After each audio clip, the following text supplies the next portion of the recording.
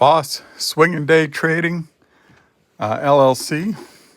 It is Monday, and it's April 12th, 2021, and we're in the pre-market,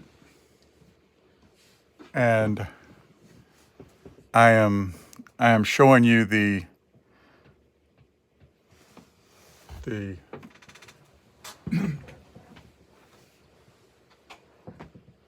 oil, crude oil, May 2021 15-minute chart.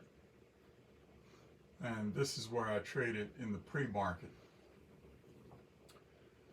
Today, the futures are flat in the Nasdaq, maybe down a little bit in the S&P 500, in the Dow. They're all looking stronger though. And I actually have one contract in the Nasdaq right now that's in the plus by a small amount. Otherwise, I'm flat. However, I did do some trading. I'll change this to the 1-minute chart. This is crude oil, May 2021, and these are not many contracts. So a movement in these contracts are significant in terms of the impact that it has on your P&L. So if I go to the 1-minute chart, you'll see that we've had some strong upward moves in oil this morning. And these are the trades that I made earlier, going back to 3 o'clock in the morning. So at 3 a.m., kind of throughout the night, we traded down, and I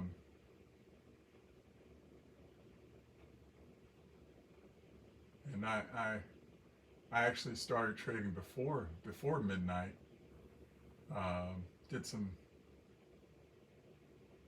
place some trades after we got a pullback.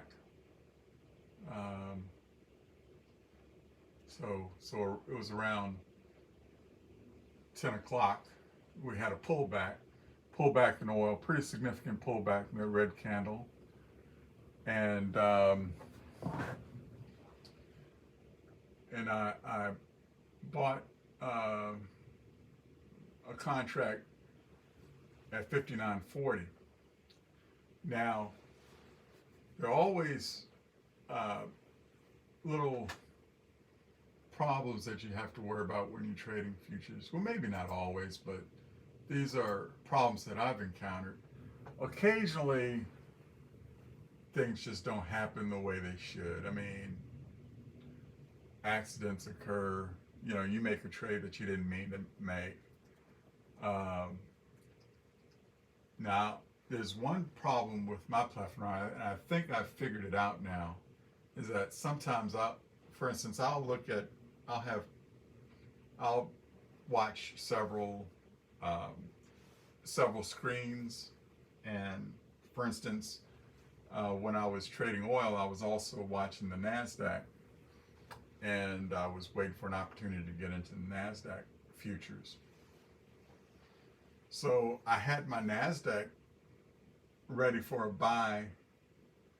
I had selected the amount of contracts that I wanted to buy in the Nasdaq, and I had everything ready to go. All I needed to do was click the mouse to make the purchase. I was just waiting for the price to get to where I thought it would be a good purchase for a swing trade in the Nasdaq. And at the same time, it looked like oil was setting up. So when oil did this big pullback, I looked at that as an opportunity to get in oil, but I only wanted one contract. And I bought this contract, And once I purchased this contract, the NASDAQ shot up like a rocket, and I kind of missed the opportunity to get the position that I wanted to get in NASDAQ. So I went to close out the window that I had open for purchasing that contract, because I do it by two steps. You don't have to do it this way. If you look at the buy market, sell market, when you purchase, make a purchase, I do it in two steps, whereas I press buy market, and then this comes up. This is, would you like to place this order? Now I could check this do not ask me again button, and then it wouldn't do that. I would just hit buy market and it would make the purchase right there. But I prefer the two steps, because that way, I can, I don't know, it's just the way I like to do it, because that way, it helps me double check. I'll push buy market. This will come up and it says buy one, so I know that I have my one contract selected properly. If I decide, oh, well, really, I want to buy more than one, so I just close that out and change the number of contracts, and then hit buy. Come up and say buy 3 or buy 5 or however many contracts I want to buy. This step is not necessary, but I just keep it on. Gives me another fraction of a second or a second to kind of review in my mind that this is really what I want to do. So I had this same window pulled up on my NASDAQ screen, and when I closed it, when I pushed no on the NASDAQ screen, for some reason, so I'm going to close this out by clicking the X, because it doesn't do it when I click the X. If I close it out this way, there's no malfunction. But when I push the no on the NASDAQ, it triggered a purchase on my crude oil. So this purchase was inadvertent. This second purchase. So I bought at $59.40, and then I inadvertently purchased this contract at $59.41 when I just closed that NASDAQ window. And so the lesson for me is, it's not good to have two windows up when you're, trading. Just better to do one at a time. And if I'm going to close out, if I decide I'm not going to make a purchase on another screen, to use the X box to just eliminate that box rather than hitting the no button, which might trigger a trade somewhere else. And so that's what happened. This trade got triggered even though I wasn't planning to make that purchase there. And of course, it goes straight down after that. So now I have two contracts, go straight down, and we just keep going down. And when all this played out, I was down a significant amount of money. So I just waited it out. I wasn't too upset.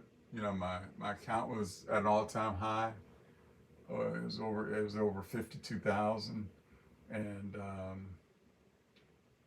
so I had a little room for margin of error, there. But like I said, oil can really, your money can really go fast with oil. So I held on to those two contracts for quite a while. Looked like we were going to make a run here, and then we just sank right back down. And it was kind of frustrating because a lot of this time, the NASDAQ was just, looked like it was shooting to the moon, and I'm here with my oil contracts, and here we go again, another big red candle down, and then at this point I was losing a significant amount of money. I was down, probably over $700.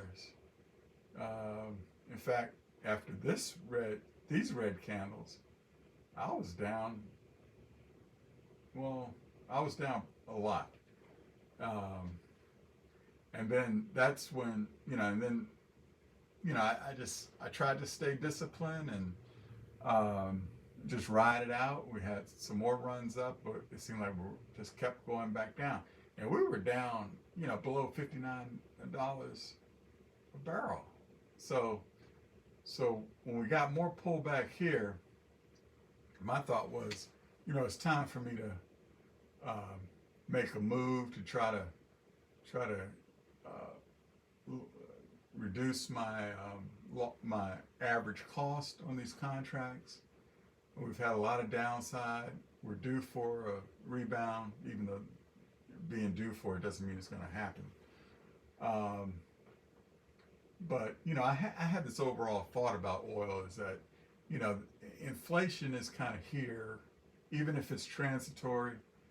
We have even if it's transient rather, we have transient inflation. Well, at least the Fed thinks it's going to be transient, and that it'll even out at the end of the year. But for now, with people going back to work, with businesses opening up, with COVID cases on the decline, the economy's picking up, and inflation is out there. Everything's costing more these days. Everything's going up. So, for oil to just go down, I mean, it can go down certainly, but with the whole world revving up, even if people are out there buying Teslas and solar panels, still, you're going to be burning oil. You're going to be using energy, and a lot more than we did last year. So the demand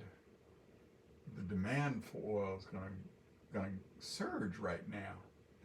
And that's my thesis, that oil is going to be strong for a while. And I just can't see oil just taking a dive at this time. Maybe in the summertime we'll get another lull in the oil market.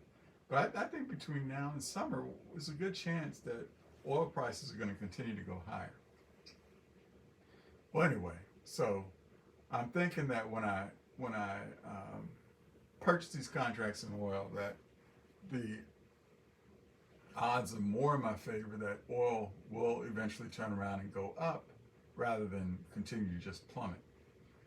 And again, you got to know how much can you take, how much pain can you take, and at what point, you got to call it quits. The trade's just not working in your favor. Something else may be going on in the oil market that you're just not aware of. So, you got to know where to draw the line. But I decided to go ahead and buy 2 more contracts. So now I'm up to 4 contracts here, and we dipped down here, and these dips were kind of concerning. Then I was seeing, my losses were up to 1,000, got up to over 1,000 quickly, because now I have 4 contracts. So we kind of hit bottom here, came back, retested the bottom here. So that was a good sign. And both had these little bottoming tails. So I'm thinking maybe we'll move higher, and we did. We got we got just enough move higher because I simply wanted to purchase these to reduce my average cost on the other 2 and get out of these quickly, because I didn't want to hold 4 contracts and then we just continue to crash down like we did here, and then my losses would be even greater. So I bought these here, and as soon as we got up to the 50-day moving average, this is the 200-day moving average up here. These are simple moving averages. 50-day moving average is this yellow line, and the 20-day moving average is the blue line. Okay, so we went up to the 50-day moving average, which is not an uncommon place to meet resistance, and we did. We got a doji here, and then I thought, well, maybe we'll go to the 200-day moving average. So I just waited a little while, but when I saw it wasn't going to happen, I quickly sold out those contracts so I'd make a little profit, at least on these 2, And that just overall reduced the average cost of my first two contracts.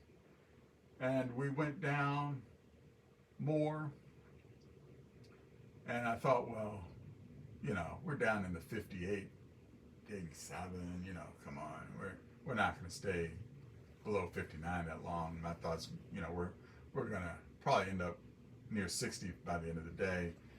And I'm thinking oil will probably take us back up to 65 and eventually maybe 70 before the summer.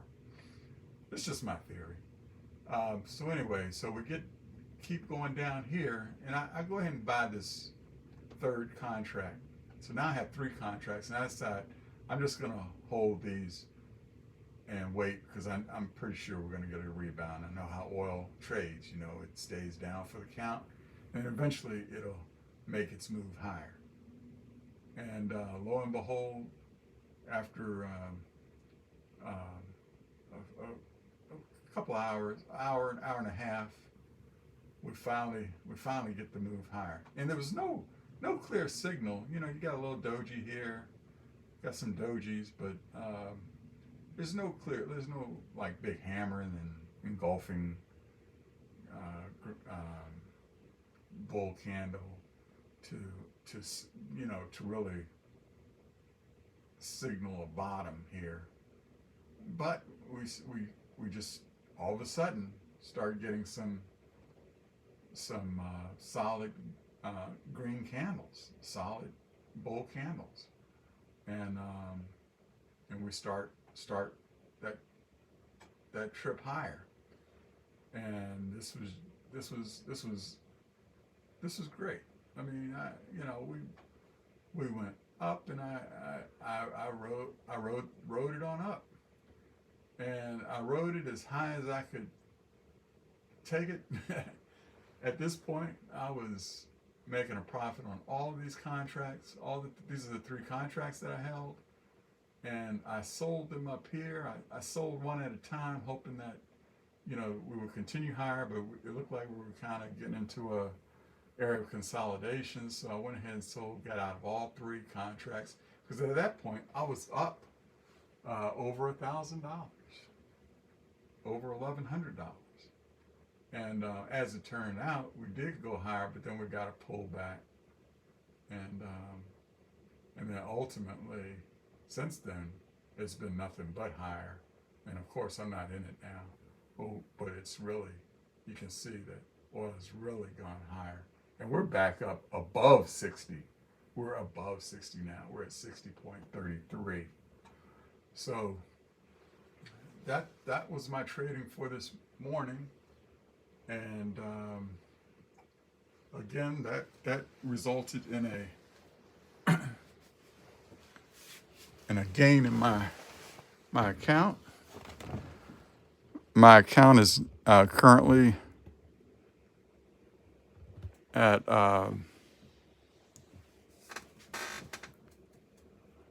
$53,000. Says $53,384.34. So